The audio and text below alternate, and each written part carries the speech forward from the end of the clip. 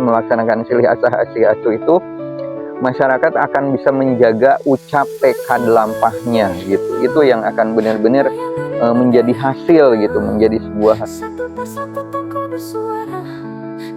Assalamualaikum warahmatullahi wabarakatuh. Sampurasun, kawan nuwun, rahayu rahayu rahayu. Pertama-tama kita akan mencoba mengkaji tentang sebuah penyakit dalam masyarakat kita. Mungkin ini sebuah kejadian atau peristiwa yang banyak terjadi di lingkaran masyarakat kita gitu. Sebuah masyarakat yang sudah tidak memahami lagi esensi kehidupan dalam bermasyarakat. Bagaimana hubungan manusia dengan manusia, manusia dengan alamnya, manusia dan semestanya gitu. Nah, ini hal-hal yang paling mendasar yang ingin kita kaji hari ini. Bagaimana manusia kehilangan kesadarannya karena ada beberapa faktor gitu ya, atau beberapa yang mempengaruhi kesadaran manusia itu hilang gitu. Salah satunya adalah manusia lebih terjebak kepada kehidupan yang bersifatnya casing atau luarannya saja gitu ya, tidak memahami sampai ke dalam isinya atau esensinya. Contoh hal dalam beragama gitu ya.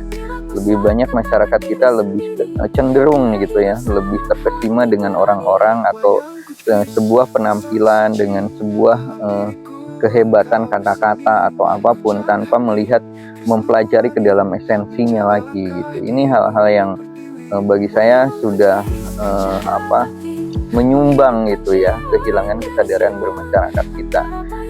Mungkin dalam bermasyarakat ini kita berkaca gitu ya dalam kehidupan masa lalu gitu, leluhur kita, bahwa leluhur kita lebih melaksanakan dalam kehidupannya itu dengan teposliro gitu ya, lebih bisa beradaptasi dengan semestanya, dengan alamnya, lingkungan dan lain-lain. Hal ini yang benar-benar membuat saya pribadi ini kita kehilangan, kita semakin bukannya upgrade gitu ya, lebih lebih maju, tapi kita lebih turun gitu ya. Ini hal yang membuat saya sedih gitu. Akhirnya apa yang harus kita lakukan gitu kan. Salah satunya adalah masyarakat yang sakit ini yang ingin saya mencoba paparkan gitu ya. Masyarakat yang sakit adalah masyarakat yang sudah kehilangan kesadarannya dalam bermasyarakat. Yang pertama itu. Yang kedua teposliro. Teposliro itu nggak ada lagi merasakan gitu ya bagaimana tetangganya sakit atau terganggu atau enggak gitu ya dengan kehidupannya. Salah satunya itu teposliro nggak ada. Yang kedua adalah budaya ya, budaya leluhur kita tentang silih asah asih asuh itu sudah tidak sudah ya kehilangan gitu, kehilangan orang-orang yang melaksanakannya sebenarnya seperti itu. Dan yang paling terpenting adalah bagaimana masyarakat bisa kembali lagi melaksanakan atau menjadikan sebuah karakter dirinya, karakter bangsanya. Kita memiliki budaya yang adiluhung gitu. Kita harus percaya kita mempunyai budaya yang benar-benar menjadi pusat peradaban zaman dulunya dengan budaya adiluhung.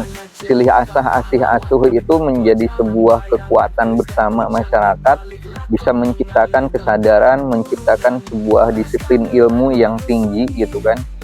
Karena setelah menciptakan setelah melaksanakan masyarakat melaksanakan silih asah asih asuh itu, masyarakat akan bisa menjaga ucap tekad lampahnya gitu. Itu yang akan benar-benar menjadi hasil gitu, menjadi sebuah hasil dari masyarakat yang benar-benar melakukan sebuah budaya yang adiluhung gitu. Ucapannya bakalan terjaga gitu, nggak bakalan yang nggak tahu dikomentari gitu atau dia lebih mengoreksi ke dalam diri gitu ya. Ucapannya, tekadnya, niatnya itu pun akan terjaga dengan niat baiknya atau bagaimana itu akan dijaga terus. Lampahnya, perbuatannya jelas akan menjadi sebuah keselamatan bagi seluruh makhluk gitu ya, atau orang-orang yang di sekitarnya akan merasa aman. Dan itu adalah itu adalah hal yang benar-benar bagai mimpi gitu di negara kita saat ini. Cuman Saya meyakini bahwa leluhur saya sudah melakukan hal itu dan kita akan kembali ke dalam nuansa seperti itu. Bagaimana kehidupan bermasyarakat yang diliputi oleh kesadaran dan ilmu yang sudah teruji gitu, sedemikian rupa gitu menjadi pusat peradaban bangsa kita ini. Mungkin itu yang melandasi.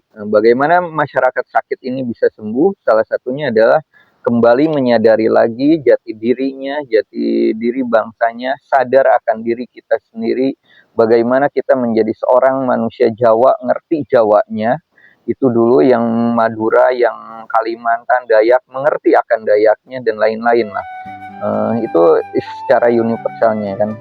Jadi masyarakat yang sakit ini adalah obatnya adalah kembali ke dalam kesadaran siapa dirinya, jati diri bangsanya. Itu dulu, itu menjadi obat antivirus gitu ya. Karena ketidakmautawan atau individualisme yang ada di masyarakat ini hasil gencaran, mungkin kalau saya baca ini hasil gencaran virus-virus dari luar gitu kan. Kita udah didoktrin dalam media, dalam hal apapun, makanan dan lain-lain, gaya hidup. Akhirnya kita kehilangan esensi dalam berkehidupan, kita menjadi ego, kita menjadi manusia yang semaunya, sakarepku gitu ibaratnya.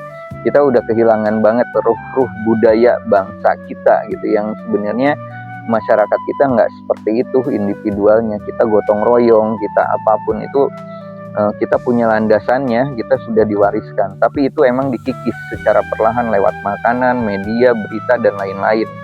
Itu adalah gejala yang kita hadapi. Mau nggak mau kita kembali membersihkan lagi DNA diri kita, sadar akan jati diri kita dan jati diri bangsa kita. Mungkin itu sih yang ingin saya ungkapkan, dan semoga penyakit-penyakit di masyarakat ini bisa sembuh gitu ya, bisa sembuh, bisa kembali lagi ke dalam tubuh yang sehat, pikiran yang sehat, dan hati yang sehat. Bagaimana menjadi manusia sesungguhnya, bisa memanusiakan manusia yang lainnya, bisa menjaga alam semesta, bisa menjaga lingkungannya, dan menjadi rahmat bagi seluruh alam. Itu aja mungkin kajian hari ini. Terima kasih. Assalamualaikum warahmatullahi wabarakatuh. Sampurasun, kalan nuwun, rahayu, rahayu, rahayu, saking.